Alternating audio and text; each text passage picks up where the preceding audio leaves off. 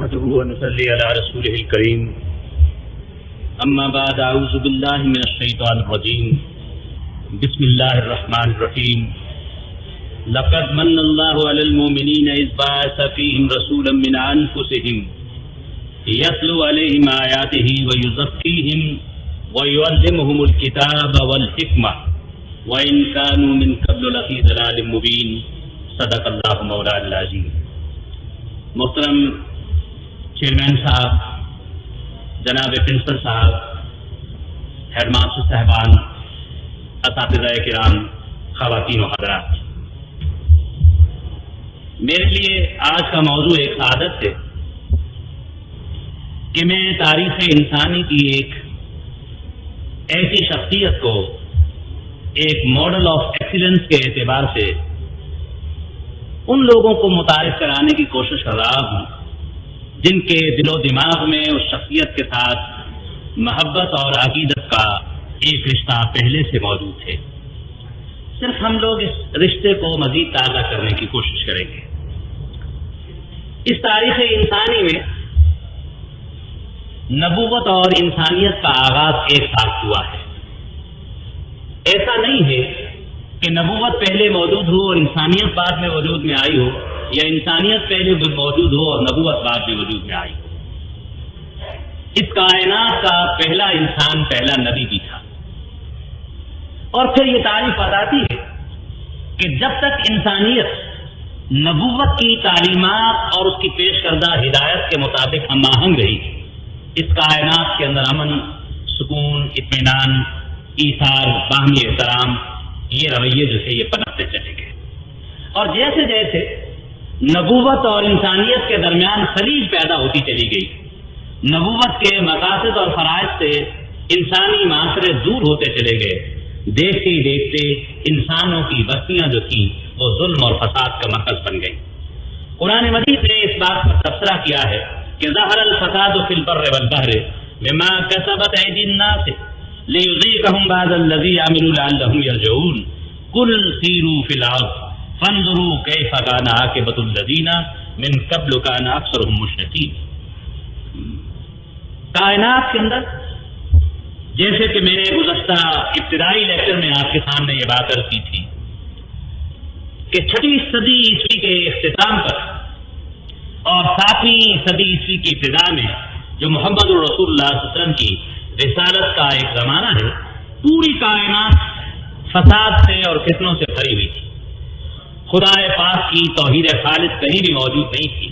انسانیت اپنے ہاتھوں کے بنائے ہوئے بتوں کی پرستش کے اندر مبتلا تھا اور انسانی رویے اور قدر پامال ہو چکی تھی۔ یہ وہ عالم تھا کہ مورخین نے اس دور کی جو تصویر کشی ہمارے سامنے کی ہے، اگر صرف اسی کو پیش کیا جائے تو اندازہ لگایا جا سکتا ہے کہ انسانی اقدار میں سے تہذیب اور ثقافت کے عنوان سے کوئی پاکیزگی یا کوئی طہارت فکر جو تھی وہ معاشرے کے اندر موجود نہیں تھی۔ ایسے عالم کے اندر جناب محمد رسول اللہ صلی اللہ علیہ وسلم کا وجود جو ہے وہ انسانیت کے لیے ایک رحمت کا سائبان کا گفتگو ہوتا ہے۔ اور ہم یہ بات دیکھتے ہیں کہ تاریخ انسانی کے اندر اللہ تعالیٰ نے اس پوری مخلوقات کے اندر انسانوں کا مقام بڑا مختلف انداز میں رکھا۔ قرآن مجید کی ایک آیت سے اس کائنات کے تکوینی امور کے بارے میں اندازہ ہوتا ہے کہ الذی خلق فسوی والذی قدر فہدی۔ الذی خلق، اس کائنات کے اندر جس قدر دنیا معلوم اور نامعلوم ہمارے ارد گرد پھیلی ہوئی ہے، اس کو پیدا کرنے کی جو بنیادی طور پر علت ہے وہ اللہ تعالیٰ کے ساتھ وابستہ ہے، وہ خالق الکل ہے۔ الذی خلق فسوی، اس نے صرف اس کائنات کو پیدا نہیں کیا ہے، فسوی، اس کا تسویہ بھی کیا ہے۔ اور تسویہ کے مختصر معنی یہ ہو سکتے ہیں کہ اس کائنات کی جس چیز کو جہاں ہونا چاہیے تھا، جیسا ہونا چاہیے تھا، جس مقدار میں، جس حجم میں اور جن کیفیات اور خصوصیات کے ساتھ ہونا چاہیے تھا، وہ چیز وہاں اسی مقدار، اسی حجم، اسی تعداد اور اسی حیثیت کے اندر وہ دکھائی دے۔ اس لیے اس کائنات کا یہ حسن وہ جمال فطرت ہے جو اس کے پیدا کرنے والے کی طرف ہمیشہ نمائندگی کرتا ہے۔ الذی خلق فسوی والذی قدر فہدی، پھر اللہ تعالیٰ نے ہر چیز کی ایک تقدیر متعین کر دی، اور تقدیر کے ایک معنی تو وہ ہے جو ہم نے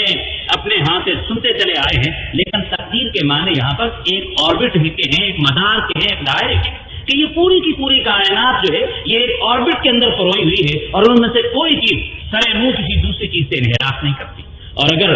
کبھی کبھار قوانین فطرت کے اندر کسی چیز کے اندر کچھ لمحاتی یا کچھ وقتی قسم کی بغاوت پیدا ہو تو آپ دیکھیں کہ برسات کے دنوں میں کسی علاقے کے اندر اگر دریا اپنے کناروں سے تھوڑا سا باہر آ جائے تو پھر اس معاشرے کی صورتحال کیا ہوتی ہے.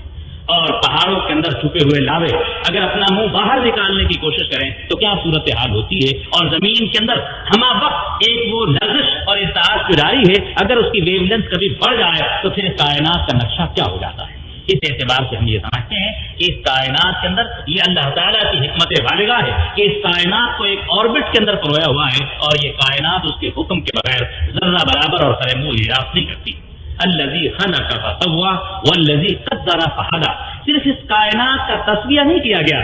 اس کائنات کو ایک آربٹ کے اندر محفوظ اور انسانیت کے لیے منفعت بخش نہیں بنایا گیا، فہدی اسے ہدایت بھی بخشی گئی ہے. اور اگر اس کائنات کو اللہ تعالیٰ نظام فطرت کے اندر اس کو ہدایت کا جو اس کے اندر ایک انسٹنکٹیو ایک ویلیو ہے اس کے اندر ہدایت کی اگر وہ موجود نہ ہوتی تو پھر انسانیت کے لیے کبھی منفعت کا اور ثمرات کا اور آسائشوں کا اور اجناس کا اور فواقع کا اور ثمرات کا جو ایک سیلاب پھیلا ہوا دکھائی دیتا ہے یہ انسانیت کو کبھی بھی میسر نہ آتا.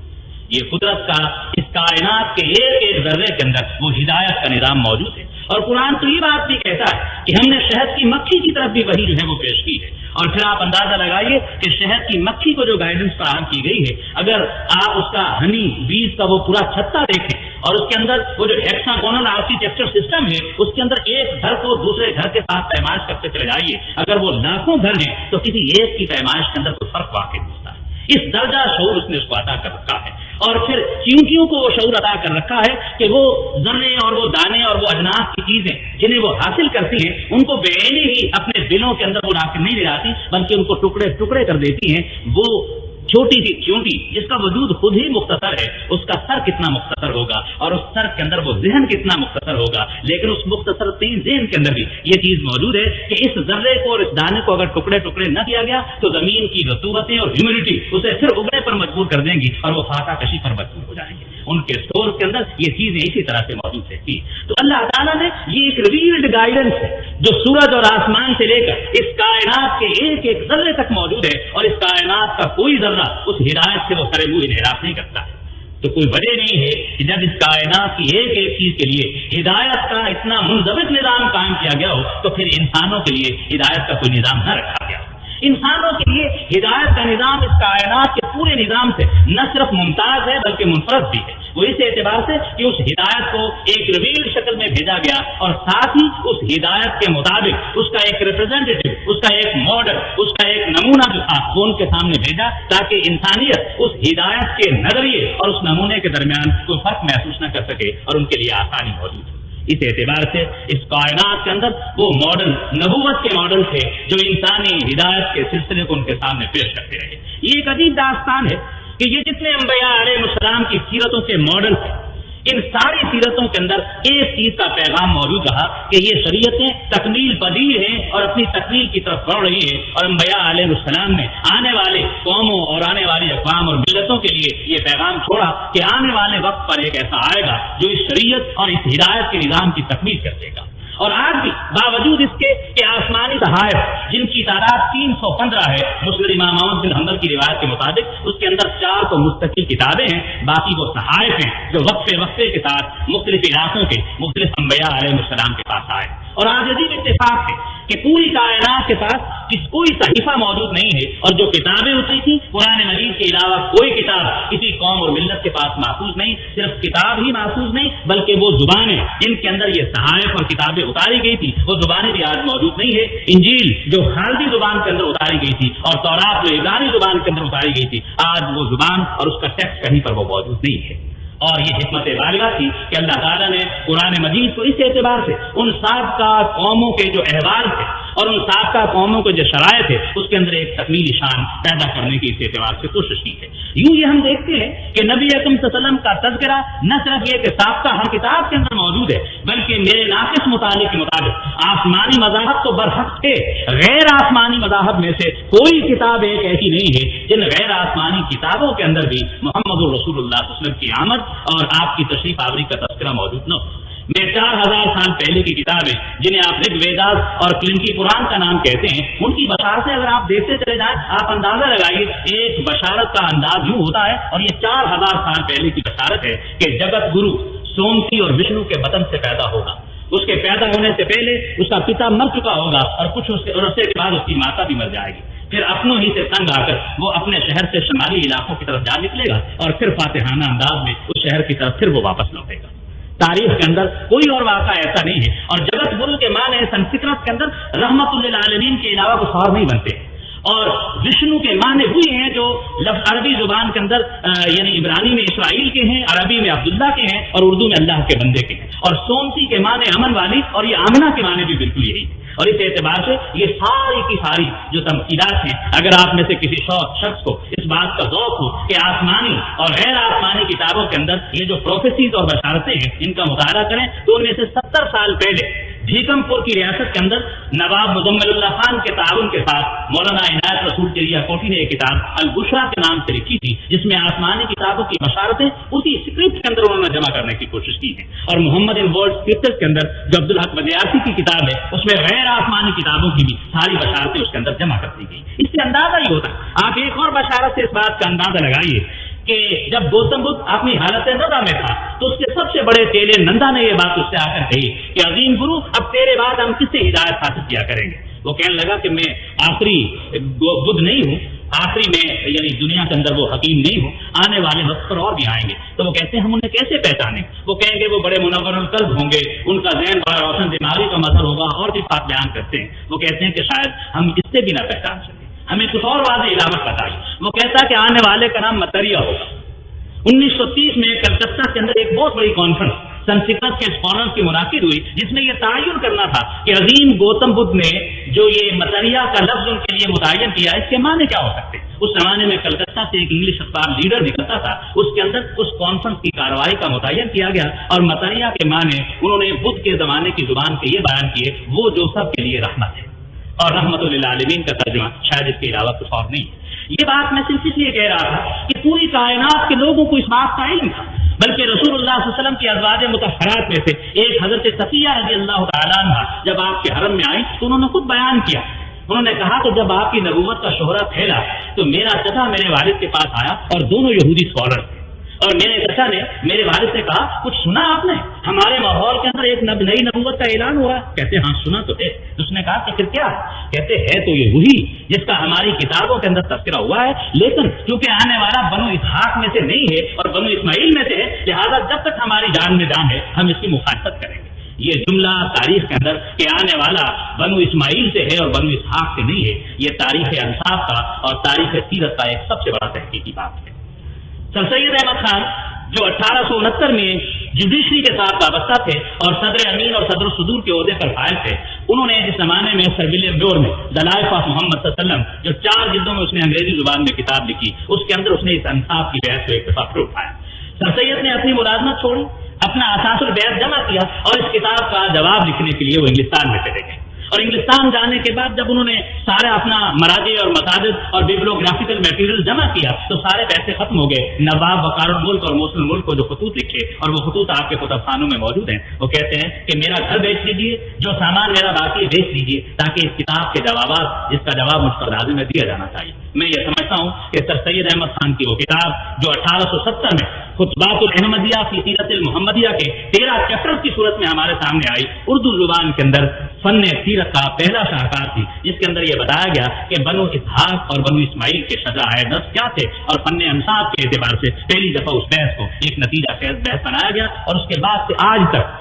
کسی یہودی کو اس بات میں اعتراض نہیں ہے کہ بنو اسماعیل کی جو ایک سبقت تھی یا حضرت اسماعیل علیہ السلام کی پروجنی یا نسل یا وراثت سے پیدا ہونے والے اس نبی کا مقام کیا ہے. اس اعتبار سے یہ بھی تحفظ کیا گیا. اس لحاظ سے انبیاء علیہ السلام کی سیرت کا مطالعہ اس اعتبار سے ضروری ہے کہ کل ایک بڑی اہم بات یہ ہوئی تھی کہ انسان کے جسم کے 2 حصے، ایک اس کا مادی وجود ہے اور ایک اس کا روحانی وجود ہے. اور ہمیں یہ معلوم ہے کہ جس کارگاہ میں کوئی چیز بنتی ہے اسی جگہ اس کا علاج اور اس کا مینول موجود ہوتا ہے. جب کبھی انسان کے وجود کے اندر کوئی ڈیفیشنسی یا بیماری پیدا ہوتی ہے تو ڈاکٹر جو ہے وہ تعین کرتا ہے اور وہ بتاتا ہے کہ ضمیری اجزاء ہی سے اس کا علاج کیا جاتا ہے. لیکن روح جو ہے چونکہ وہ زمینی کارخانے کے ساتھ تعلق نہیں رکھتی، آسمانی کارخانے سے تعلق رکھتی ہے، لہذا جس ورک شاپ کے اندر اس روح کو تعمیر کیا گیا، اسی ورک شاپ کے سب سے بڑے انجینئر جو بدیع السماوات والارض تھا، جو فاطر السماوات والارض ہے، اس نے اس کے لیے وہ مینول بھیجا جو مینول دنیا کے اندر صحائف آسمانی کے اعتبار سے پہچانا جاتا ہے۔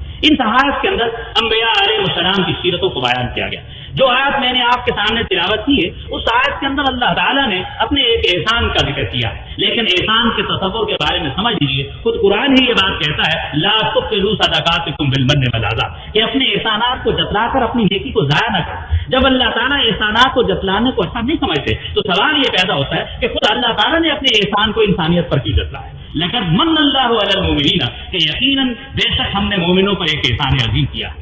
قرآن اگر آپ دیکھیں تو یہ ساری کائنات احسان عظیم کے اندر پروئی ہوئی۔ یہ سورج کی روشنی، آپ کو یہ مصنوعی روشنی کچھ وقت کے لیے فراہم کرنا پڑتی ہے، ذرا اس کی بجٹنگ دیکھیے کہ ایک ایک بستی اور ایک ایک شہر کے اندر 24 گھنٹے کی روشنی کی ضرورتوں کو پورا کرنے کے لیے کتنے لاکھوں ڈالر آپ کو روزانہ استعمال کرنا پڑتے ہیں۔ اور اس کائنات کی وسیع تر ضرورتوں کے لیے جس روشنی کی ضرورت ہے، جو کائنات کے ایک ایک پتے اور ایک ایک درخت اور فصل کی جڑوں تک کی ضرورت ہے، کس طریقے سے اس کو تقسیم کیا گیا ہے اور کس تناسب کے ساتھ، اس لیے کہ تسمیہ کیا گیا ہے الذی خلق فسوی، اس ضرورت کے مطابق ان کو فراہم کیا گیا۔ اجرام فلکی اس روشنی کو کس طرح سے حاصل کرتے ہیں اور وہ روشنی زمین تک پہنچتے پہنچتے کن دائروں میں اور کس طرح سے منتقل ہوتی ہے، یہ صاحبان علم کا اپنا ایک خصوصی موضوع ہو سکتا ہے۔ اللہ تعالیٰ نے اس روشنی کو اپنا احسان نہیں کہا ہے۔ روشنی کے بغیر تو زندگی گزر سکتی ہے، پانی کے بغیر نہیں گزر سکتی۔ پانی کو اللہ تعالیٰ نے اپنا کہیں احسان قرار نہیں دیا۔ اگر انسان کو ہواؤں کے اس مجموعے سے جس طرح سے آکسیجن اور ہائیڈروجن کے ایک خاص تناسب سے پانی خود بنانا پڑتا تو آپ دیکھیے زندہ رہنے کے لیے اب بھی وہ شہر جہاں پر فطری طور پر پانی موجود نہیں ہے، وہاں پانی کی فراہمی کے لیے سالانہ کتنے اربوں ڈالر ایک ایک شہر کے اندر خرچ ہوتے ہیں۔ اس سے اندازہ لگائیے کہ پانی کے سلسلے میں اللہ تعالیٰ کا احسان عظیم کس قدر ہو سکتا تھا۔ خیر، روشنی اور پانی کے بغیر تو کچھ لمحات کے لیے زندگی گزر ہی سکتی ہے، ہوا کے بغیر تو بالکل زندگی نہیں گزر سکتی۔ اور ایک دن زندہ رہنے کے لیے کتنے گیلن آکسیجن کی ضرورت ہے، یہ ڈاکٹر صاحبان سے آپ پوچھ سکتے ہیں۔ اور اگر ایک گیلن آکسیجن کی قیمت 1 ریال بھی دینا پڑتی تو اندازہ لگائیے 24 گھنٹے زندہ رہنے کے لیے انسان کو کتنی بڑی قیمت ادا کرنا پڑتی۔ لیکن یہ اللہ کی ربوبیت ہے، اور اللہ کی ربوبیت کی یہ شان ہے کہ رب ہونے کی وجہ سے اس کائنات کی کسی نعمت کو اس نے اپنا احسان قرار نہیں دیا۔ انسانوں کے لیے اس کائنات میں اگر اللہ تعالیٰ نے اپنے کسی احسان عظیم کو متعارف کرایا ہے تو وہ محمد الرسول اللہ صلی اللہ علیہ وسلم کی عزت ہے، کہ جس کے نتیجے میں انسانیت کو اپنی پہچان نصیب ہوتی ہے، اپنی معرفت نصیب ہوتی ہے، اپنی شناخت نصیب ہوتی ہے، اور انسانیت خود شناسی کے ذریعے سے خدا شناسی تک کا سفر کرتی ہے نظر آتی ہے۔ اس لیے کہ پیغمبر وہ ماڈل ہوتا ہے جو انسانی ہدایت کو لے کر سامنے آتا ہے۔ انبیاء علیہ السلام کی تاریخ میں ایک عجیب و غریب بات ملتی ہے کہ ہر نبی نے اپنی نبوت اور ہر رسول نے اپنی رسالت کے اذعان اور یقین کے لیے کوئی نہ کوئی یعنی معجزہ جو ہے ان کے سامنے پیش کیا۔ اور جناب محمد الرسول اللہ صلی اللہ علیہ وسلم کو جب نبوت اور رسالت کے سلسلے میں ان سے کوئی معجزہ طلب کیا گیا تو آپ نے کوئی معجزہ پیش نہیں کیا، بلکہ فرمایا کہ میں تمہارے درمیان 40 سالہ زندگی گزارنے کا ایک ریکارڈ رکھتا ہوں۔ اگر اس 40 سالہ زندگی کے اندر میری زندگی میں کوئی تضاد نہیں ہے، میں نے کبھی جھوٹ سے کام نہیں لیا، کبھی خیانت نہیں کی ہے، کسی کی حق تلفی نہیں کی ہے، مجھ سے کبھی کسی کا کوئی نقصان سرزد نہیں ہوا، تو کوئی وجہ نہیں ہے کہ یہ نبوت جیسی اہم بات پر میں آپ کے سامنے کوئی غلط بیانی سے کام لوں گا۔ تاریخ انسانی میں ایک ہی نبوت ایسی ہے جس نبوت نے اپنے شخصی کردار اور سیرت کو ایک چیلنج کے طور پر ان کے سامنے رکھا، اور تاریخ بتاتی ہے کہ وہ پورا معاشرہ نکتہ چین ہونے کے باوجود جو کسی ایک لمحے کسی دوسرے کو برداشت کرنے کے لیے تیار نہیں تھا، اس معاشرے میں کوئی ایک بھی ایسا نہیں تھا جو آپ کی شخصیت، آپ کی سیرت، آپ کے کردار اور اس کے نمونے عمل ہونے کے بارے میں کسی قسم کا کوئی اعتراض کر سکتا۔ بلکہ رسول اللہ صلی اللہ علیہ وسلم اپنی نبوی زندگی سے پہلے معاشرتی وقار کے اعتبار سے ایک ایمانت کا دائرہ اپنے ارد گرد رکھتے تھے، لوگ اپنی ایمانتیں آپ کے پاس رکھتے تھے۔ یہ ایک ایسا بینک تھا جس کے اندر لوگوں کی ایمانتیں محفوظ رہتی تھی، یہ ایک ایسی شخصیت تھی جس کے اندر وفا کا عہد موجود ہوتا تھا، یہ ایک ایسا مرکز تھا جہاں سے لوگوں کو محبت نصیب ہوتی تھی، وہ ایک ایسی شخصیت ہے جو لوگوں کے درمیان امن کا، سلامتی کا، اخوت کا، مواقعات کا اور باہمی تعلقات کا ایک ایسا آئینہ تھا جس میں نہ صرف انسان بلکہ اقوام بھی اپنی شکلوں کو درست کر سکتے تھے۔ اس لحاظ سے ہم یہ دیکھتے ہیں کہ تاریخ انسانی کے اندر جتنی بھی شخصیات گزری ان میں سے کبھی کسی کو ایک بایوگرافر میسر آتا ہے، کسی کو 2 بایوگرافر میسر آتے ہیں، کسی کو 5-10 میسر آ جاتے ہیں۔ ڈاکٹر اسپرنگر جو آسٹریلین تھے اور بر صغیر کے اندر ایک مدت العمر تک انہوں نے اپنی تحقیقات جاری رکھی، گارسا، بتاسی اور اسپرنگر وغیرہ ان کی تحقیقات ہمارے ہاں پائی جاتی ہیں۔ प्रोफेसर डॉक्टर स्ट्रिंगर ने लिखा है कि तारीख इंसानी की एक शख्सियत जिसे 5 लाख बायोग्राफर मैसर आए और वो मोहम्मद रसूलुल्लाह सल्लल्लाहु अलैहि वसल्लम की शख्सियत कि जिनकी शख्सियत को 5 लाख लोगों के जरिए से इंसानियत के सामने मुंतकिल किया गया है। और ये बड़ी अजीबोगरीब दास्तान है और एक सीरत का अदना तालिब इल्म होने की वजह और इस ताकत की वजह से कि शायद इस कायनात के अंदर सीरत पर सबसे बड़ा ज़ख़ीरा अल्लाह ताला ने इस फकीर को अपनी ज़ाती लाइब्रेरी में अता कर रखा है। उसके मुसलसल मुताले के बाद मैं इस नतीजे पर पहुंचा हूं कि सीरत की वो किताबें जो अहले इल्म जानते हैं कि पहले मगाज़ी की शक्ल में लिखी गई। उर्वा बिन ज़ुबैर पहले शख्स थे जिन्होंने सीरत की पहली किताब एर्द रिसालत के अंदर लिखी। इब्ने इसहाक़ की सीरत उसके बाद में आती है जिसे डॉक्टर हमीदुल्लाह साहब ने एडिट करके अब शाया कर दिया है और उसी के बाद उसके शागिर्द इब्ने हिशाम और दूसरे सिलसिले फैलते हैं। मगाज़ी के बाद हम ये देखते हैं कि शमाइल के नाम से किताबें हमारे सामने आती हैं जिसमें रसूलुल्लाह सल्लल्लाहु अलैहि वसल्लम के जिसमें मुबारक आपका हुलिया और आपकी आदात आपके मामलात जो है 24 घंटे की जिंदगी का एक नक्शा और उसकी तस्वीरें कभी शमाइल तिरमिज़ी और कभी शमाइल की दूसरी किताबों की शक्ल में हमारे सामने आती है। फिर सीरत दलाइल की शक्ल में लिखी जाती है जिसमें मौजूदात और करामतों का जिक्र होता है और दलाइल बहकी और सयूती जो है इस सिलसिले की बड़ी मुंजरिद किताबें हैं। और फिर सीरत जो है मारिफ की शक्ल में लिखी जाती है, मदारिज की शक्ल में लिखी जाती है, सीरत की शक्ल में लिखी जाती है ताकि 19वीं और 20वीं सदी के अंदर सीरत मौज़ूआती रुख इख्तियार करती है और मुख्तलिफ मौज़ूआत के हवाले से सीरत पर किताबें लिखी जाती हैं। सीरत की किताबों की वो बिब्लियोग्राफी जो अभी तक 8 की तादाद के अंदर मौजूद है, उन 8 सीरत की बिब्लियोग्राफी को देखने के बाद अंदाजा होता है कि सीरत पर वो किताबें जो आज तक शाया हो चुकी हैं उनकी तादाद कम और बेश 13,000 से जायद है और वो किताबें जो शाया नहीं हुई हैं और मखतूतात की शक्ल में है और उन मखतूतात का एक बहुत बड़ा ज़ख़ीरा तुर्की के तोप काफी के अंदर 7 लाख से ज्यादा मखतूतात की शक्ल के अंदर मौजूद है। और आने वाले अहद के अंदर मुहक्किकीन और मखतूता शनास लोग जो हैं वो सीरत के लवाज़िम को आगे से आगे ले आए। मैं हर दफा जब मक्का और मदीना के हरमैन के सादत हासिल करने के लिए आता हूँ तो हर दफा मैं देखता हूँ कि 25-30 किताबें जो माजी में लिखी गई थी वो नई तहकीक होकर सामने आ जाती है। अभी मैंने 4 दिन पहले वो नई किताबें जो देखी तो 20-22 के करीब वो किताबें आ चुकी थी और इससे अंदाजा होता है कि हर माह कोई ना कोई किताब दुनिया के नक्शे पर वो सीरत के वजूद के एतबार से सामने आती है। अब ये सीरत के अंदर इस एतबार से ये एक नक्शा है। दूसरी तरफ आप ये देखें कि तारीख इंसानी के अंदर एक तरफ तो नसरी आपको खराज पेश किया जा रहा है और दूसरी तरफ शेरी एतबार से भी अगर आप देखें तो मैं नहीं समझता तारीख इंसानी की सारी शख्सियतों जो शेर की जुबान के अंदर खराज पेश किया गया है अगर उस सब को जमा कर लिया जाए तो तनहा रसूलुल्लाह सल्लल्लाहु अलैहि वसल्लम को जो शेरी खराज पेश किया गया है वो उसका उश्र असीर भी करार दे पाता है।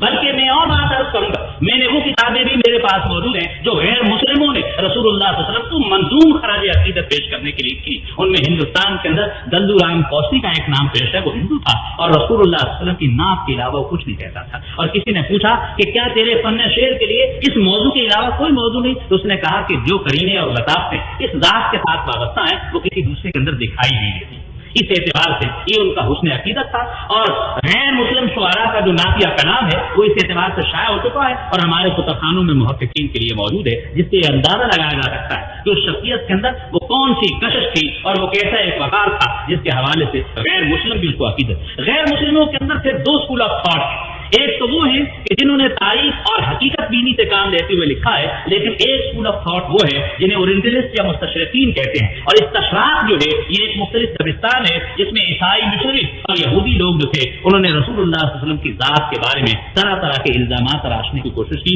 और इस सिलसिले में जर्मनी के अंदर गोल्डडेयर और शाफ वगैरह ने मोहम्मद शरीफ की जो बुनियाद डाली और उसके अंदर हदीस के बारे में और दूसरी चीजों के बारे में जो बुनियादी सवालात उठाए जिनमें इशारतन में इंशाअल्लाह अपनी गुफ्तगू में कुछ पेश भी करूंगा। तो इस तरह से सैकड़ों से ज्यादा मुस्तशरिकीन की ऐसी तादाद आती है जिन्होंने कमोबेश 1300-1400 के दरमियान किताबें लिखी और उनमें रसूलुल्लाह सल्लल्लाहु अलैहि वसल्लम की शख्सियत के बारे में तरह तरह के इल्जामात और इत्तहामात पैदा करने की कोशिश की। लेकिन हकीकत ये है कि अगर तहकीकी निगाहों से देखा जाए और गैर जानिबदाराना रिसर्च के साथ देखा जाए तो वो सारे इल्जामात एक एक करके छटते चले जाते हैं और उनके अंदर खुद एक वजाहत का बयान जो है वो पैदा होता चला जाता है। मैंने कल आपके सामने अर्ज किया था कि थॉमस कार्लाइल के जमाने में जब उसने हीरोशिप लिखी तो अपने 3रे चैप्टर के अंदर हीरो एज ए प्रॉफिट के अंदर वो खुद ईसाई था। बड़ी आसानी के साथ वो सैयदना मसीह अलैहिस्सलाम जिन्हें हम एक सच्चा नबी समझते हैं और दरअसल वो कोई मुस्तकिल शरीयत के हामिल नहीं थे। ये बात भी इल्मी तौर पर हमें मालूम होना चाहिए कि मसीह अलैहिस्सलाम सिर्फ मूसा अलैहिस्सलाम की शरीयत की तबलीग और उसकी तजदीद के लिए मौजूद थे, कोई नई शरीयत लेकर वो नहीं आए थे।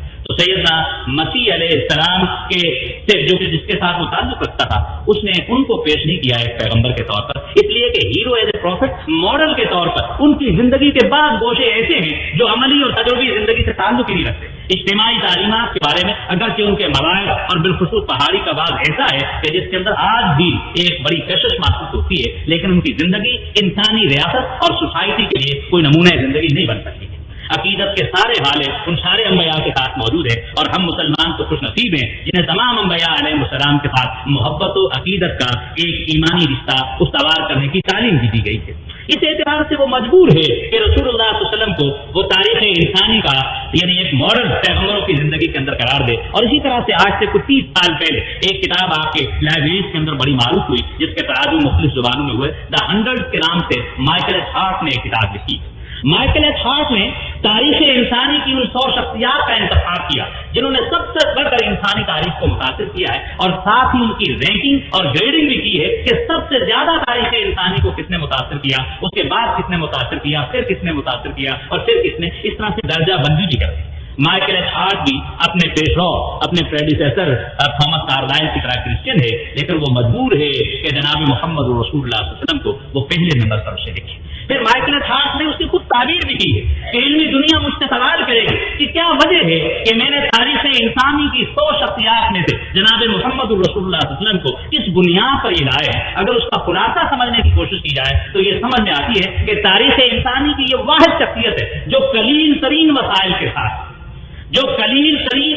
کے ساتھ ایک محدود مدت کے اندر ایک عظیم ترین انقلاب کو پیدا کرتا ہے۔ اور اگر ان قلیل ترین وسائل کا تذکرہ آپ نے پڑھنا ہو تو مدنی زندگی کے اندر آپ یہ دیکھیے کہ 17 رمضان 2 ہجری کے اندر بھی جو اسٹیٹسٹکس ہمارے سامنے آتے ہیں وہ بالغ افراد جو اپنی ایڑیاں اونچی کر کے اپنا قد بڑا کر سکتے تھے ان کو شامل کر کے بھی 313 افراد سے زیادہ نہیں تھے۔ اور ان کا عالم یہ تھا کہ ان میں سے اگر کوئی شخص فوت ہو جاتا تھا، وصال ہو جاتا تھا، تو اگر اس کا سر ڈھانپتے تھے تو کفن کی چادریں کم پڑتی تھیں اور پاؤں ننگے ہو جاتے تھے، اور پاؤں ڈھانپتے تھے تو سر ننگا ہو جاتا تھا۔ اس وقت کا یہ زمانہ تھا کہ گھروں میں چراغ بھی نہیں جلتے تھے، اور ایک گھر کوئی اچھی چیز آتی تھی تو وہ ایثار کے ساتھ دوسرے گھر میں پہنچاتا تھا، اور 40 گھروں تک وہ تحفہ اور ہدیہ گردش کرنے کے بعد بل آ کر پہلے ہدیہ کرنے والے کے گھر تک پہنچ جاتا تھا۔ یہ اس وقت کا عالم۔ قلیل ترین وسائل کی جو تاریخ دنیا میں کی جا سکتی ہے اس سے بھی زیادہ قلت کا سامان محمد رسول اللہ صلی اللہ علیہ وسلم کے اس پورے ابتدائی دعوتی نظام کے اندر موجود تھا۔ اور محدود ترین وقت کیا ہے کہ مکی زندگی کی سنگلاس وادیوں کو آپ سمجھتے ہیں کہ 13 سال تک اس کے اندر کوئی رسوخ موجود نہیں تھا۔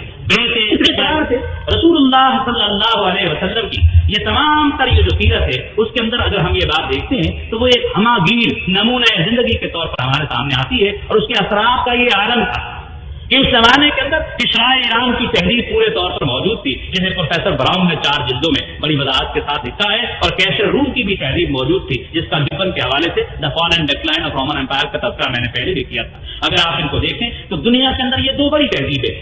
اور یہ عرب اور حجاز کے ساتھ متصل تھی، اس کی اثرات کے اندر یہ دونوں تہذیبیں پوری قوت کے ساتھ موجود تھی۔ رسول اللہ صلی اللہ علیہ وسلم کے انقلاب کا یہ عالم پیش نظر رہنا چاہیے کہ آپ نے ان تہذیبوں کے ساتھ کوئی مفاہمت کا رویہ اختیار نہیں کیا ہے، بلکہ ان تہذیبوں کے الرغم ایک پوری نئی تہذیب جو ہے صالحیت کی بنیاد پر آپ نے اٹھائی ہے، اور تاریخ انسانی کے اندر یہ پہلا کامل انقلاب تھا کہ اس نظریے کے مطابق ایک پوری ریاست جو ہے وہ پورے طور پر ہمارے سامنے وجود میں آتی ہے۔ رسول اللہ صلی اللہ علیہ وسلم نے اپنے غلبہ دین کی جو بشارتیں پیش کی ہیں اس حوالے سے ہم دیکھتے ہیں کہ رسول اللہ صلی اللہ علیہ وسلم نے اس تنگ دستی کے عالم کے اندر بھی جو بشارات پیش کی ایک ایک کر کے تاریخ انسانی نے دیکھا کہ وہ پوری ہوتی دکھائی دیتی۔ خود رسول اللہ صلی اللہ علیہ وسلم نے اپنے افتخار اور امتیازات کے بارے میں حضرت جابر رضی اللہ تعالیٰ عنہ کی روایت ہے جو صحیح ہے کے اندر پیش کی گئی ہے کہ رسول اللہ صلی اللہ علیہ وسلم نے یہ بات فرمائی کہ ابھی 1 ماہ کی مسافت باقی ہوتی ہے کہ دشمن پر میرا روب طاری ہو جاتا ہے۔ پھر آپ نے فرمایا کہ میرے لیے ساری روئے زمین کو ایک مسجد بنا دیا گیا ہے، اس کو پاکیزگی دے دی گئی ہے جب جہاں کوئی چاہے نماز پڑھ سکتا ہے، جبکہ اس سے پہلے دنیا کے کسی مذہب میں اس قسم کی رعایت جو تھی، یہ سہولت جو تھی وہ کبھی موجود نہیں تھی۔ تیسرا آپ نے فرمایا کہ غنیمت کا مال میرے لیے حلال کیا گیا جو اس سے پہلے کسی نبی کے لیے حلال نہیں تھا۔ چوتھا آپ نے فرمایا مجھے شفاعت کا حق دیا گیا ہے اور اہل توحید کے لیے یہ شفاعت کا حق یقیناً کارگر ہوگا۔ پہلے فرمایا کہ پہلے 5ویں بات فرمائی کہ پہلے انبیاء اپنے علاقوں کے لیے ٹیریٹوریل جورسڈکشن کے ساتھ محدود ہوتے تھے، اللہ تعالیٰ نے مجھے پورے عالم، پوری انسانیت اور پورے جغرافیہ عالم کے لیے نبی اور پیغمبر بنا کر کے کہا۔ اس اعتبار سے رسول اللہ صلی اللہ علیہ وسلم کی یہ سیرت ہمارے سامنے موجود ہوتی ہے، لیکن مستشرقین نے ہمارے سامنے یہ بات کہی ہے کہ یہ سیرت تو اور یہ احادیث تو 2 صدیوں کے بعد جا کر کہیں لکھی گئی ہیں، اب ایسی سیرت اور ایسا لوازمہ اور ایسا میٹیریل جو صدیوں بعد جا کر مرتب ہو، اس پر کیسے اعتماد کیا جا سکتا ہے؟ حالانکہ تحقیقی اعتبار سے دیکھا جائے تو آرکیالوجیکل لیول پر وہ آثار باقیہ جو تاریخ کے حوالے سے ہمیں ملتے ہیں، اس سے اندازہ ہوتا ہے کہ یہ بات بھی کہیں درست نہیں ہے۔ اس سے پہلے کہ میں آثار باقیہ کے حوالے سے رسول اللہ صلی اللہ علیہ وسلم کی سیرت کے بارے میں مستشرقین کے اس سوال کا بالخصوص جواب دوں، ایک واقعہ آپ کے سامنے رکھنا چاہتا ہوں۔ کیسر روم کو جب اس بات کا علم ہوا کہ مدینہ کے اندر ایک ریاست جو ہے وہ وجود میں آ رہی ہے، تو اس نے اپنا ایک سفیر بھیجا، اور وہ سفیر کچھ دنوں مدینہ کے اندر رہا، اور واپسی پر اس نے جب ہرقل روم کو اپنا وہ سارا رپورٹ پیش کی، تو رپورٹ پیش کرنے سے پہلے اس نے چند تمہیدی جملے کہے، اور ان تمہیدی جملوں میں سے یہ بات تھی، اس نے کہا کہ عظیم شہنشاہ، میں اس سے پہلے بھی دنیا کی مختلف بادشاہتوں اور قبیلوں اور رؤساء اور عمائدین اور اکابرین کے پاس گیا، میں نے ان کے جاہ و حشم کو، شان و شوکت کو، ان کی یعنی ساری کر و فر کو دیکھا ہے، لیکن جو تعلق جناب محمد رسول اللہ صلی اللہ علیہ وسلم کے فالوورز کا، متبعین کا، ساتھیوں کا اپنی اس شخصیت کے ساتھ دیکھا ہے، ایسی مثال میں نے کبھی پہلے نہیں دیکھی۔ اور ساتھ وہ ایک مثال پیش کرتا ہے، وہ یہ کہتا ہے کہ میں نے دیکھا کہ ان کا وہ نبی جب کبھی وضو کے لیے پانی استعمال کرتا تو اس کے ساتھی وضو کا استعمال شدہ پانی زمین تک نہیں گرنے دیتے تھے کہ برکت کے طور پر اٹھا لیتے تھے۔ میں نے اس واقعے کو اپنے ذہن میں رکھتے ہوئے یہ سوچا کہ وہ صحابہ رضوان اللہ علیہ مجمعین جو رسول اللہ صلی اللہ علیہ وسلم کے اعضائے مبارک پر وضو کا استعمال شدہ پانی زمین تک نہیں گرنے دیتے تھے، آپ کی زبان مبارک سے نکلے ہوئے الفاظ کو انہوں نے کیسے ظاہر کیا ہوگا؟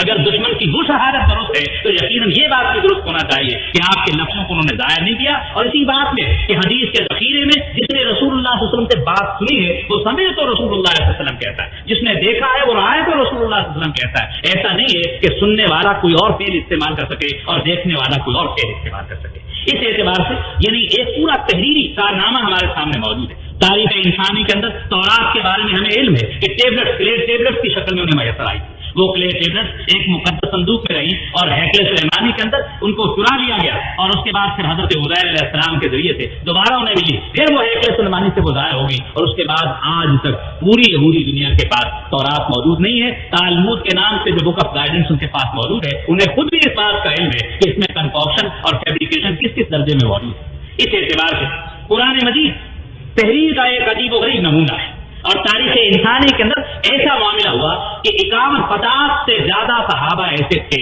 جو قرآن مجید کی کتابت پر باقاعدہ مامور تھے، اور بین الدفاتین وہ اس کو لکھتے رہتے تھے۔ اور آپ کے یہ علم ہے کہ رسول اللہ صلی اللہ علیہ وسلم کے وصال کے بعد جب جنگ یمامہ کے اندر صحابہ کرام کی ایک کثیر تعداد شہید ہو گئی، اور اس میں بہت بڑی تعداد حفاظ کرام کی بھی تھی، تو اس زمانے میں یہ احساس پیدا ہوا کہ اب قرآن مجید کو لکھ لینا چاہیے۔ تو اس پر ابتدا میں تو اعتراضات ہوئے، طویل داستان ہے، لیکن پھر ایک کنوینر مقرر کیا گیا حضرت زید بن ثابت رضی اللہ تعالیٰ عنہ کو، اور ایک کمیٹی بنائی گئی، اور جس طرز عمل پر یہ قرآن مجید مرتب ہوا کہ ہر شخص قرآن مجید کو جو جھلی پر اور اونٹ کی ہلڈی پر اور چمڑے پر اور کھجور کے پتوں پر اور چھال پر، درختوں کی چھال پر اور مختلف چیزوں پر جو لکھا ہوا تھا، وہ لوگ وہ کراطیس لے کر آتے تھے اور ساتھ ہی گواہ لاتے تھے کہ میں نے یہ ٹکڑا محمد رسول اللہ صلی اللہ علیہ وسلم کو سنایا، اور آپ نے اس کی تصدیق اور توثیق کی، اور ساتھ ہی اپنا ایک گواہ لاتا تھا۔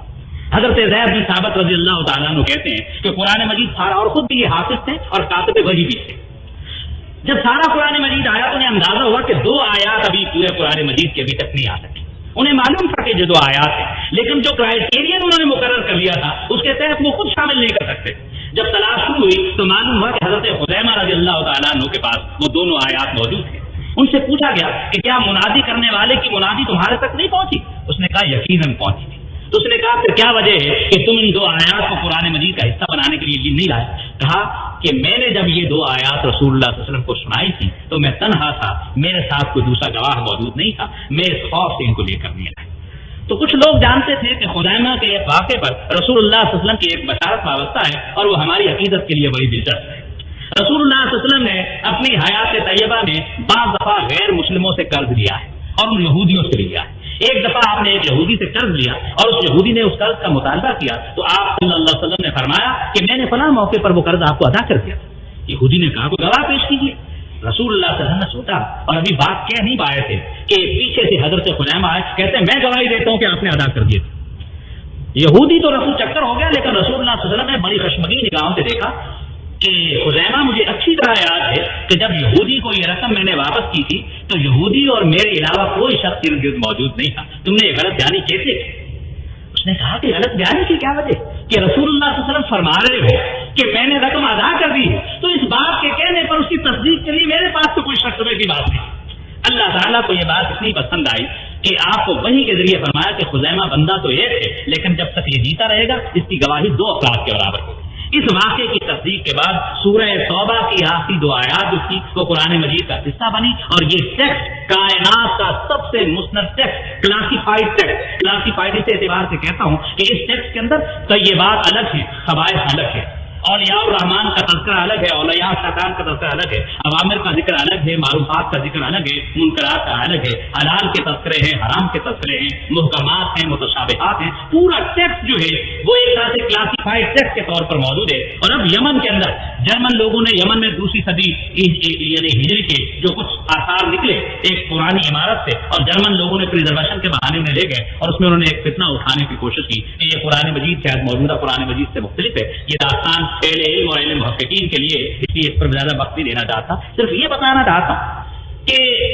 آخری نبوت کے زمانے میں جس طرح سے قرآن مجید کو محفوظ رکھا گیا، اِنَّا نَحْنُ نَزَّلْنَا الذِّكْرَ وَإِنَّا لَهُ لَحَافِظُونَ، ایسے سنت اور حدیث کو بھی محفوظ کیا گیا۔ اس کا اندازہ آپ اس بات سے لگائیے۔ میں چند باتیں آپ کے سامنے رکھتا ہوں، اور یہ ساری چیزیں رسول اللہ صلی اللہ علیہ وسلم کے صرف عہد میں لکھی گئی۔ رسول اللہ صلی اللہ علیہ وسلم نے اپنے زمانے کے بڑے بڑے بادشاہوں کو، سلاطین کو، ملوک کو، رؤساء کو، اکابرین کو خطوط لکھے۔ ان خطوط میں سے 17 سے لے کر 19 تک تو اوریجنل خطوط آج بھی توپ کافی کے ذخیرے کے اندر بے نہیں ہوئی موجود ہے، اور اگر کسرائے ایران نے رسول اللہ صلی اللہ علیہ وسلم کے خط کو پھاڑا تھا تو اس پھٹے ہوئے خط کی لکیر آج بھی اس کے ساتھ آپ کو جڑے ہوئے دکھائی دے گی کہ یہ خط اوریجنل حالت میں موجود ہے۔ یہ سارے کے سارے خطوط دکھائے گئے، اور یہ خطوط جو تھے کسی علاقے کے منڈیوں کی اجناس کے بھاؤ پر مشتمل نہیں تھی، انسانیت کی ہدایت کے نوشتے تھے جس میں قوموں اور تہذیبوں کے عمائدین کو اسلام کی طرف رجوع کرنے کی دعوت دی گئی۔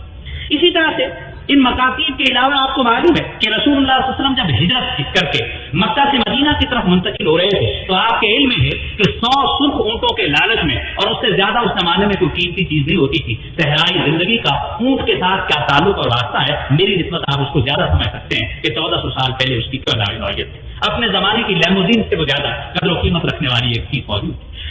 اس لالچ کے اندر جن لوگوں نے تعاقب کیا کچھ تو پیچھے ہٹ گئے، لیکن سراقہ بن مالک ایسے تھے جو تعاقب کرتے کرتے بہت دور تک نکل گئے، اور جب انہوں نے دیکھا کہ یہ قافلہ تو کسی خاص حفاظت کے اندر سفر کر رہا ہے اور اس کے دل کے اندر یہ انوار پیدا ہوئے تو اس نے پھر پناہ اور امان طلب کی۔ رسول اللہ صلی اللہ علیہ وسلم نے اس کو امان عطا کی تو اس نے عرض کیا کہ یا رسول اللہ یہ امان نامہ مجھے لکھ کر دیجیے۔ اب رسول اللہ صلی اللہ علیہ وسلم کو لکھ نہیں سکتے، حضرت ابوبکر صدیق کے پاس کوئی سامان کتابت موجود نہیں ہے۔ اتفاق سے حضرت ابوبکر صدیق کا غلام عامر بن فہیرہ رضی اللہ تعالیٰ عنہ وہ سارا دن ادھر ادھر کی خبریں اکٹھی کرتا تھا، شام کو کچھ دودھ اور چیزیں لے کر آپ کی خدمت میں آ جاتا تھا، اور اس سفر میں معاون کے طور پر ساتھ ساتھ چلتا تھا۔ عامر بن فہیرہ لکھنے کا فن جانتا تھا، اتفاق سے اس کے پاس سامان کتابت تھا۔ تاریخ اسلام کا اور تاریخ نبوی کا پہلا امان نامہ سراقہ بن مالک کے نام باقاعدہ لکھ کر دیا گیا۔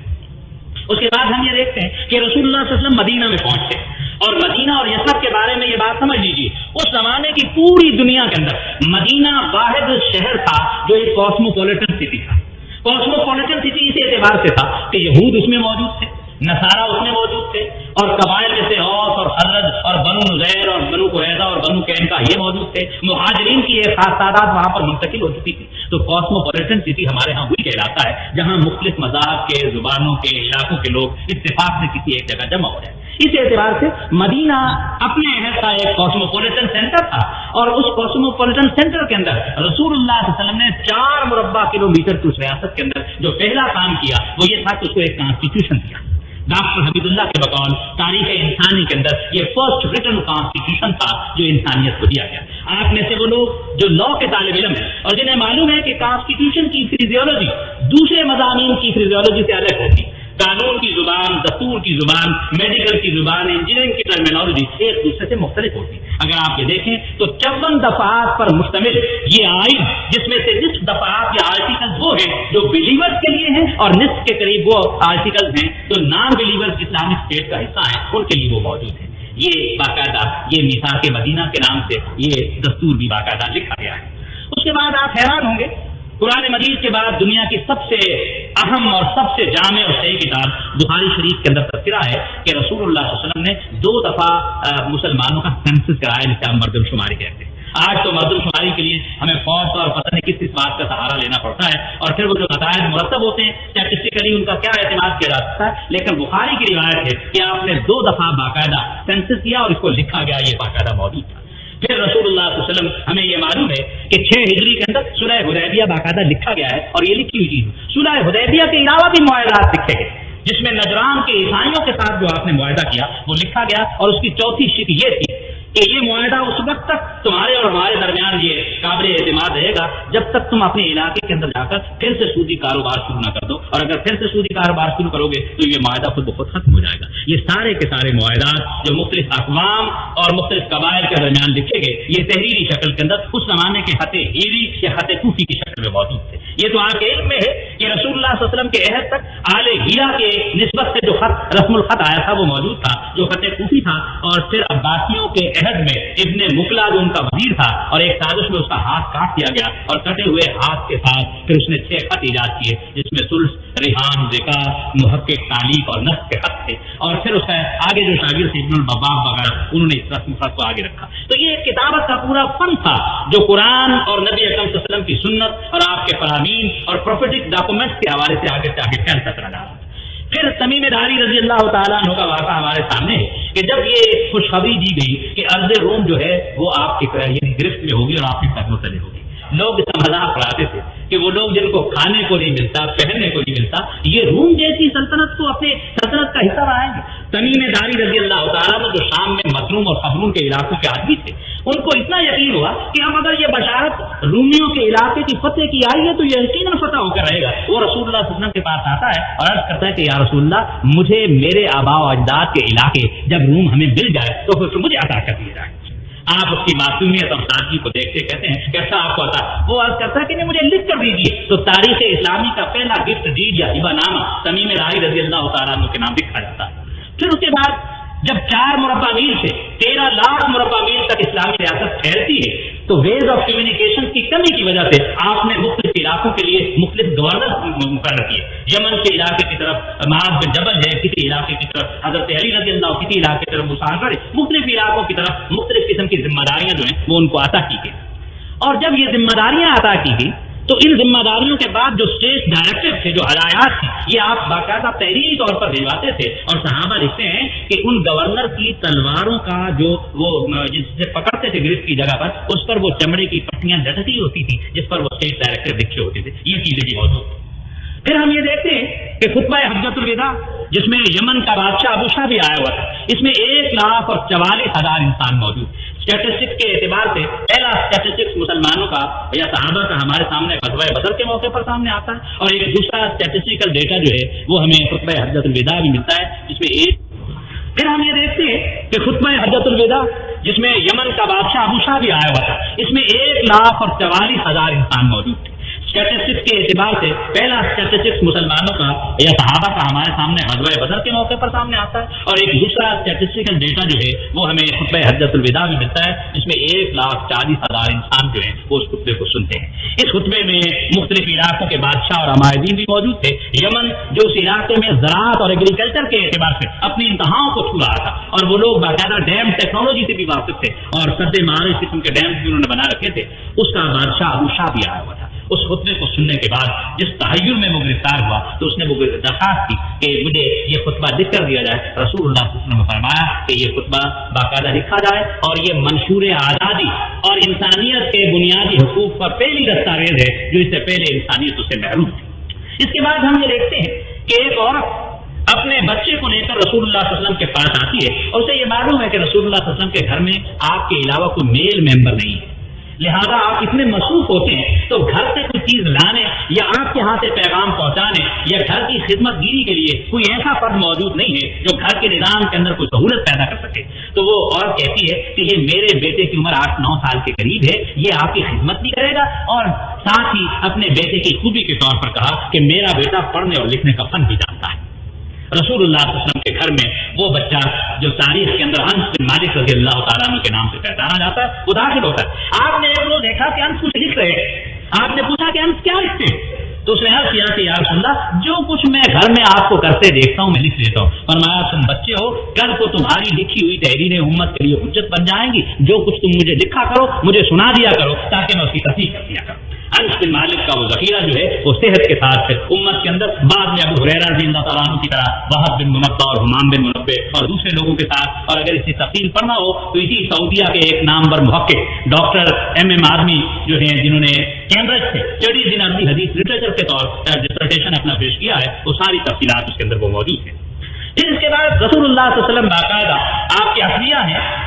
اور ان اخلیہ کے اندر آپ نے باقاعدہ یعنی 500 سے زیادہ فیصلے ہیں جو رسول اللہ صلی اللہ علیہ وسلم نے عدالتی زندگی، فوجداری بھی ہیں، دیوانی بھی ہیں، آئلی اور معاشرتی بھی ہیں، تجارتی بھی ہیں، یہ سارے کے سارے فیصلے۔ ابن الطلاء اندلسی پہلا شخص ہے جس نے اقلیت الرسول کے نام سے یہ کام کیا، اور ہمارے وہ دوست جو پہلے ہندو تھے اور بعد میں عبد الرحمان آدمی کے نام سے ازہر سے انہوں نے پی ایچ ڈی کیا، سعودیہ ہی میں اب موجود ہے ڈاکٹر عبد الرحمان آدمی، انہوں نے ابن الطلاء اندلسی کا وہ مقطوعہ ازہر سے ایڈٹ کیا، اور اقلیت الرسول کے نام سے وہ رسول اللہ صلی اللہ علیہ وسلم کے سارے عدالتی فیصلے محفوظ ہو گئے۔ ہم فقیروں کو اللہ نے یہ توفیق دی کہ یہ سارے فیصلے روایات اور داستانوں کی شکل میں تھے۔ اب ہم نے اس کو جس طرح سے پی ایل ڈی اور پی ایل جے قانونی طور پر انہیں ایک پریسیڈنٹ کے طور پر پیش کرنے کے لیے اب ان سارے کے سارے جو مقدمات کے فیصلے تھے ان کو باقاعدہ کوڈیفیکیشن کے ذریعے سے جدید زبان کے اندر تبدیل کر دیا ہے۔ مجھے امید ہے کہ 1-2 ماہ تک یہ انشاءاللہ زیر سباق سے آراستہ ہو جائیں گے۔ اسی طرح سے غزوہ تبوک کا خطبہ لکھا گیا اور چیزیں۔ اب آپ یہ اندازہ لگائیے کہ قرآن مجید کے علاوہ یہ مکاتیب اور یہ امان نامے اور یہ ہبہ نامے اور یہ مردم شماریاں اور یہ صلح نامے اور یہ معاہدات اور پھر اس طرح سے اسٹیٹ ڈائریکٹڈ اور یہ ساری چیزیں جو لکھی گئی یہ کیا ہے؟ میں ایک بات اور کہتا ہوں کہ اگر ان میں سے کچھ بھی نہ لکھا جاتا تو رسول اللہ صلی اللہ علیہ وسلم نے جس دین کو پیش کیا وہ صرف پیش کرنے کے لیے نہیں تھا، وہ عمل کے لیے تھا، اور آپ نے کوئی بات ایسی نہیں کی جس پر پہلے خود عمل نہ کیا، اور صحابہ رضوان اللہ علیہم اجمعین نے عملی اعتبار سے اگر نماز کے، اذان کے، روزے کے، حج کے، زکات کے، تجارت کے، نکاح کے، طلاق کے، وراثت کے، فرائض کے یہ چیزیں نہ بھی لکھی جاتی تو عملی اعتبار سے اتنے تواتر کے ساتھ صحابہ کی اتنی کثیر تعداد میں موجود تھے وہ لوگ جو علم حدیث سے تعلق رکھتے ہیں، اور میں یہ سمجھتا ہوں کہ اس کائنات میں علم حدیث سے بڑا کوئی علم اس لیے نہیں ہے، اس کی مثال تاریخ انسانی نہ میں پہلے کوئی علم موجود تھا نہ اس کے بعد وجود میں آ سکا۔ میں ایک جملہ صرف اس علم کے بارے میں کہوں گا کہ ہم تاریخی حقائق پر یقین رکھتے ہیں، پلوٹارک سے لے کر ٹوائنبی تک کی کتابیں پڑھتے ہیں، ہیروڈوٹس کی تاریخیں لکھی ہوئی پڑھتے ہیں، لیکن میں آپ سے یہ پوچھتا ہوں کہ تاریخ کے یہ وقائع جس ہسٹوریوگرافیکل آرڈر کے اندر لکھے جاتے ہیں ہم آج ان پر یقین رکھتے ہیں، لیکن میں آپ کو بتانا چاہتا ہوں کہ تاریخ نویسی میں احتیاط کی جو آخری حد ہے علم حدیث کے اندر اسے ابتدائی طور پر بھی قبول نہیں کیا جاتا۔ اس سے آپ اندازہ لگائیے کہ تاریخ اور حدیث کے اندر افضلیت اور سبقت کیسے، یہ ایک سائنٹیفک نالج اگرچہ اس کے ساتھ عقیدت وابستہ ہے اور رہنا چاہیے، لیکن میں یہ چاہتا ہوں کہ ایک انسان انتہائی تعصب کے ساتھ اس ذخیرہ حدیث کو دیکھنے کی کوشش کرے تو خواہ وہ یعنی آج اردن کا وہ کھڑی ساز علامہ ناصر الدین البانی رحمۃ اللہ علیہ جو ابھی تھوڑی عرصے پہلے ان کا انتقال ہوا، اس شخص نے تو اتنا بڑا کام کیا کہ سارے ذخیرہ حدیث میں ایک ایک روایت کی تنقید کر کے اسماء الرجال کے اعتبار سے، روایت اور درایت کے اعتبار سے، اور درایت کیا علم ہے تاریخ انسانی میں اس درایت کی نوعیت کا کوئی منطقی اور کوئی اعلیٰ تر علم پہلے موجود نہیں تھا، وہ سارا منقع حدیث کا ذخیرہ ہمارے سامنے موجود ہے۔ یہ ایک الگ موضوع کی گفتگو ہمارے سامنے کرتا ہے۔ اب میں یہ آپ سے یہ بات کرتا ہوں، اس ذخیرے کو دیکھتے ہوئے ایک ایسی تصویر انسان کے سامنے آتی ہے کہ اس تصویر کے بعد اس کی ساری جامعیت ہمارے سامنے موجود ہے۔ میں اگر آج آپ سے یہ بات کروں کہ دور حاضر کے سب سے بڑے ایک رہنما جسے آپ یہ کہتے ہیں کہ امریکن یونیپولر قوت کا ایک نمائندہ جارج بش ہے، اور اگر میں آپ سے کہوں کہ 15 دن پہلے جارج بش کی زندگی کے 24 گھنٹے کے احوال جاننے کے لیے جبکہ اس کے پاس اسٹینوگرافرز موجود ہیں، پی آر او شپ موجود ہے، اور پھر الیکٹرانک میڈیا کے سارے ذرائع موجود ہیں، فوٹوگرافرز موجود ہیں اور اخباری کورسپونڈنٹس موجود ہیں، اس کے باوجود بھی اگر میں آپ سے عرض کروں کہ 15 دن پہلے جارج بش صاحب کی زندگی کے 24 گھنٹے کے جلوت و خلوت کے حالات کا کوئی نقشہ پیش کیا جائے تو دور جدید کی تمام تر سہولتوں کے باوجود آپ 24 گھنٹے کی زندگی کا نقشہ نہیں پیش کر سکتے۔ اور اگر کوئی مجھ سے سوال کرے کہ 1400 سال پہلے محمد رسول اللہ صلی اللہ علیہ وسلم کی زندگی کے ایک ایک سال، ایک ایک مہینے، ایک ایک ہفتے، اس ہفتے کے ایک ایک دن اور ایک دن کے 24 گھنٹوں اور 24 گھنٹوں کے 60 منٹوں کے احوال کیا، محدثین نے پوری ذمہ داری اور ثقافت کے ساتھ انہیں قلم بند کر دیا ہے، اور تاریخ انسانی کے اندر عقیدت کا اور قطعیت کا اور حجیت کا یہ معیار تاریخ انسانی میں جناب محمد رسول اللہ صلی اللہ علیہ وسلم کے علاوہ کسی دوسرے کو حاصل نہیں ہے۔ اس اعتبار سے یہ ایک جامع ترین انقلاب تھا جو تاریخ انسانی کے اندر 4 مربع کلومیٹر سے نکلتا ہوا 13 لاکھ مربع میل تک پھیلتا ہے، اور عہد فاروقی کے اندر 26 لاکھ مربع میل تک پھیلتا ہے، اور امویان کے زمانے کے اندر پھر یہ 46 لاکھ مربع میل تک پھیلتا ہے، اور اس وقت دنیا معلوم کا نقشہ اس کے علاوہ کچھ اور نہیں تھا۔ پہلی صدی ہجری کے اندر مکران کے اندر سندھ کے ساتھ بلوچستان کے علاقے میں مکران میں باقاعدہ مستقل اسلامی ریاست تھی، اور یہ محمد بن قاسم کی ریاست سے پہلے مکران کے اندر قائم ہو چکی تھی۔ 711 میں محمد بن قاسم کی ریاست اس طرف قائم ہوئی تو دوسری طرف 711 کے اندر مسلمان بحیرہ روم میڈیٹرینین کو کراس کرتے ہوئے وہ اندلس میں داخل ہو چکے تھے، اور وہاں پر بھی پھر جنوری 1498 تک وہ سلطنت وہاں پر بھی قائم و دائم رکھی۔ اب اس پوری سلطنت کا میکانزم اگر آپ دیکھیں تو رسول اللہ صلی اللہ علیہ وسلم کا رول ماڈل کیسے؟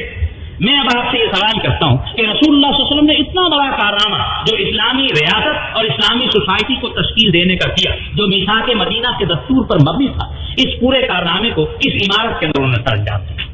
وہ عمارت مسجد نبوی کے اس محدود عمارت کے علاوہ کچھ اور نہ تھی جو اب توسیع شدہ عمارت کے پیچھے وہ موجود ہے، اور وہ حجرات جس میں کہ رسول اللہ صلی اللہ علیہ وسلم تنفیر ہے، اور وہ سیدہ عائشہ رضی اللہ تعالیٰ عنہ کا حجرہ تھا، اس لیے کہ نبی جہاں وصال کرتا ہے اسی جگہ اس کی تنفیر ہوتی ہے۔ یہ مختصر سی جگہ جو تھی، یہ اتنی بڑی ریاست جو تھی اس کے دارالخلافہ کے طور پر موجود تھی، اور پھر یہ اس کا سول سیکریٹریٹ بھی یہی تھا۔ حضرت بلال مسلمانوں کے اسٹیٹمنٹ کے گورنر بھی، اور ان کے پاس چمڑے کے اندر لکھا ہوتا تھا کہ یہ مال غنیمت آ رہا ہے، اس میں باقاعدہ پری آڈٹ بھی ہوتا تھا اور پوسٹ آڈٹ بھی ہوتا تھا، اور باقاعدہ پہلا بیت المال جو ہے وہ تاریخ کے اندر وہاں پر وہ قائم ہو جاتا۔ اس اعتبار سے ہم یہ دیکھتے ہیں کہ رسول اللہ صلی اللہ علیہ وسلم نے اس مسجد کو ایک پارلیمنٹ ہاؤس یا ایک دارالندوہ یا ایک مشاورت گاہ میں بھی تبدیل کیا۔ وَأَمْرُهُمْ شُورَىٰ بَيْنَهُمْ وَشَاوِرْهُمْ فِي الْأَمْرِ، اس اسٹیٹ اور سوسائٹی کے اندر مشاورت سے معاملات آگے بڑھتے ہیں۔ میں تو کبھی یہ سوچتا ہوں کہ پیغمبر اپنے منصب کے اعتبار سے اس بات کا محتاج نہیں ہے کہ وہ کسی دوسرے سے مشورہ کرے، وَمَا يَنطِقُ عَنِ الْهَوَىٰ إِنْ هُوَ إِلَّا وَحْيٌ يُوحَىٰ، لیکن رسول اللہ صلی اللہ علیہ وسلم نے کوئی مرحلہ ایسا نہیں ہے کہ اپنے ساتھیوں سے مشاورت کے بغیر کوئی فیصلہ کیا۔ اس زندگی کے اندر یہ مشاورت کا حسن کیا ہے، ہمیں اپنی زندگی کے اندر عملی اعتبار سے اس کے امکانات کو دیکھنا چاہیے۔ اس لحاظ سے ہم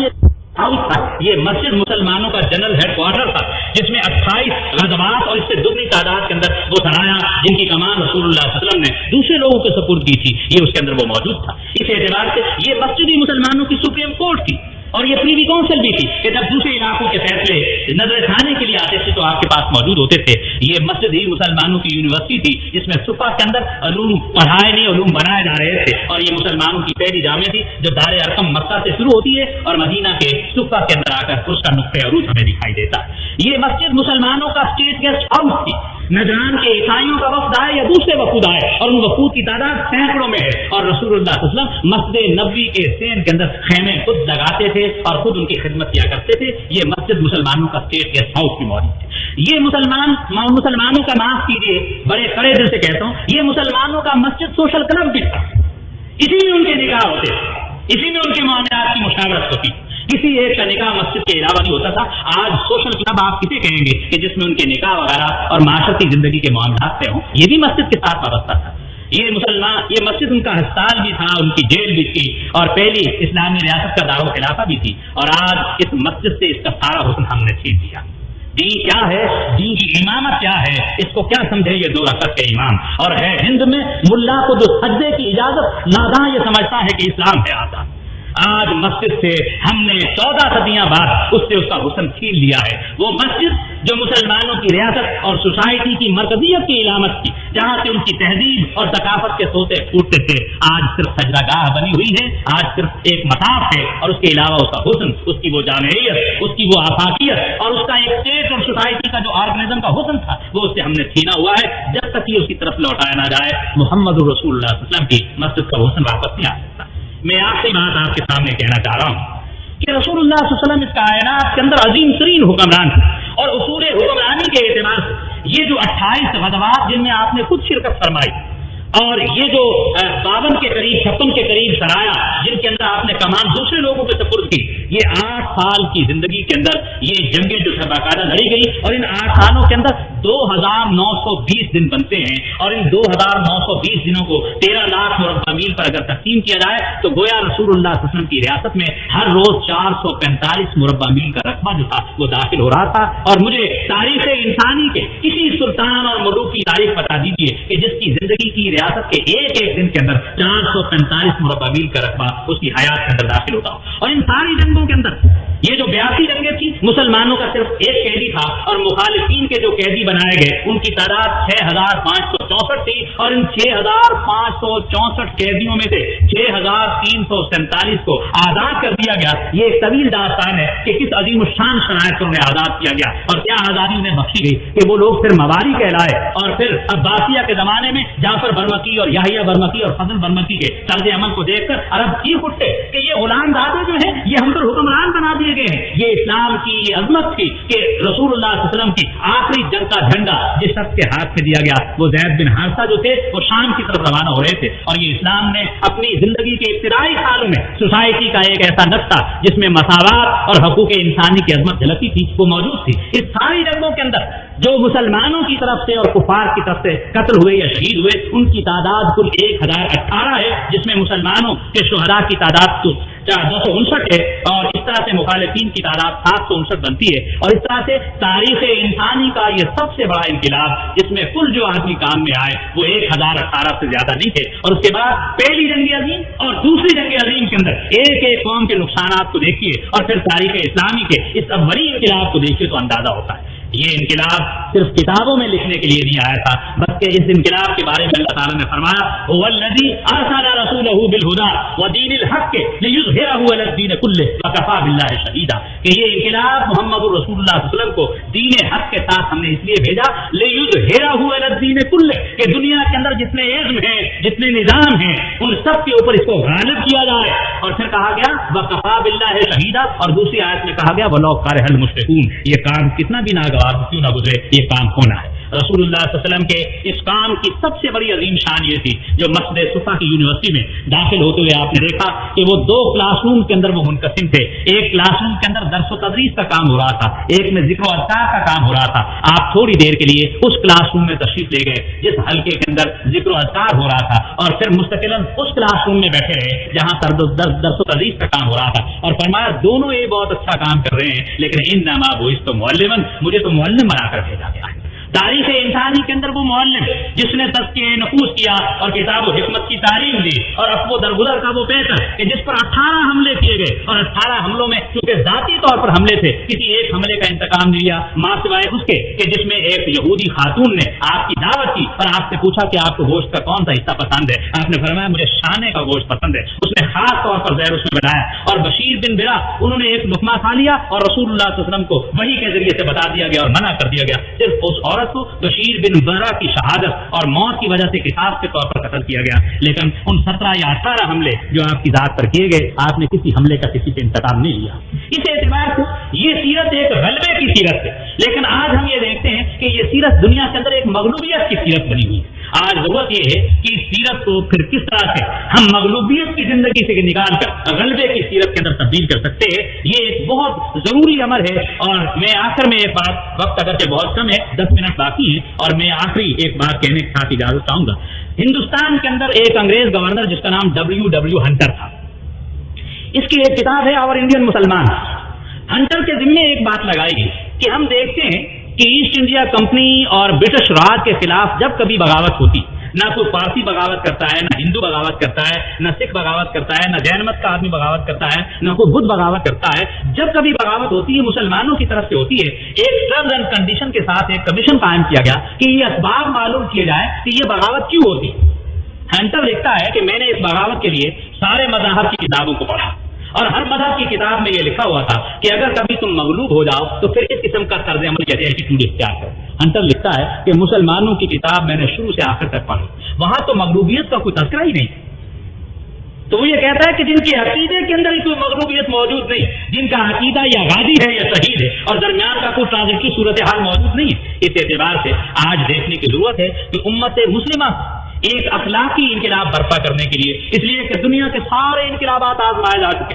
دنیا انسانیت کے پاس کوئی پیغام موجود نہیں ہے. انسانیت کا مستقبل انتہائی ہولناک ہے. وہ ایک ایسی دہلیز پر ہے جہاں انسانی قدریں سسک رہی ہیں اور انسانی معاشی دم توڑتے دکھائی دے رہے ہیں. اس موقع پر رسول اللہ صلی اللہ علیہ وسلم نے اپنے زمانے کے اندر ایک حدیث جو اس سلسلے میں آپ نے پیش فرمائی اور اس کے اندر باقاعدہ ہمارے لیے ایک بہت بڑا رجوع موجود ہے. اور رسول اللہ صلی اللہ علیہ وسلم نے حدیث کی کتابوں میں کتاب المناہی اور کتاب الفطر کے اندر جو حدیث پیش کی ہے ان میں سے صرف ایک حدیث پیش کرنے کے ساتھ میں اپنی گفتگو کا اختتام کروں گا تاکہ آپ کو اعتماد ہو کہ آئندہ آنے والے زمانے میں رسول اللہ صلی اللہ علیہ وسلم کی نگاہ میں مسلمانوں کے احوال کیا ہوں گے. نعمان بن بشیر رضی اللہ تعالیٰ عنہ راوی ہیں. وہ کہتے ہیں کہ رسول اللہ صلی اللہ علیہ وسلم نے فرمایا تکون النبوۃ فیکم ما شاء اللہ ان تکون ثم يرفع الله اذا شاء يرفعها ثم تكون خلافة على منهاج النبوة فتكون ما شاء الله ان تكون ثم يرفعها اذا شاء يرفعها ثم تكون ملكا عادا فتكون ما شاء الله ان تكون ثم يرفعها اذا شاء الله يرفعها ثم تكون ملكا جبريا ثم تكون خلافة على منهاج النبوة ثم سقط. رسول اللہ صلی اللہ علیہ وسلم فرماتے ہیں کہ سب سے پہلے نبوت قائم رہے گی جب تک اللہ تعالیٰ اسے قائم رکھے گا. وہ دور ہمیں تاریخ میں ہم پڑھ لیتے ہیں. پھر فرمایا ثم تکون خلافت علی منہاج النبوہ, پھر خلافت علی منہاج النبوہ ہوگی. وہ 30 سال بھی ہمارے سامنے موجود ہیں کہ وہ خلافت جن آزمائشوں سے اور یہود کی جن سازشوں کے ساتھ دوچار رہی وہ ہمارے سامنے. پھر فرمایا ثم تکون ملکا عاظا, پھر ایک ملوکیت تمہارے سامنے پھیلے گی. فتکون ما شاء اللہ ان تکون, وہ جب تک اللہ چاہے گا وہ ملوکیت بھی دنیا کے اندر رہے گی. پھر فرمایا ثم تکون ملکا جبریا, پھر ایک کاٹ کھانے والی, پھال ڈالنے والی, ذلت سے آمادہ کر دینے والی ایک شہنشاہیت تم پر مسلط ہوگی. ثم یہ اللہ جب چاہے گا اسے بھی رکھے گا. اور میں یہ سمجھتا ہوں کہ جو آپ نے فرمایا کہ ثم تکون ملکا جبریا, اس اسٹیج سے آج ہم گزر رہے ہیں.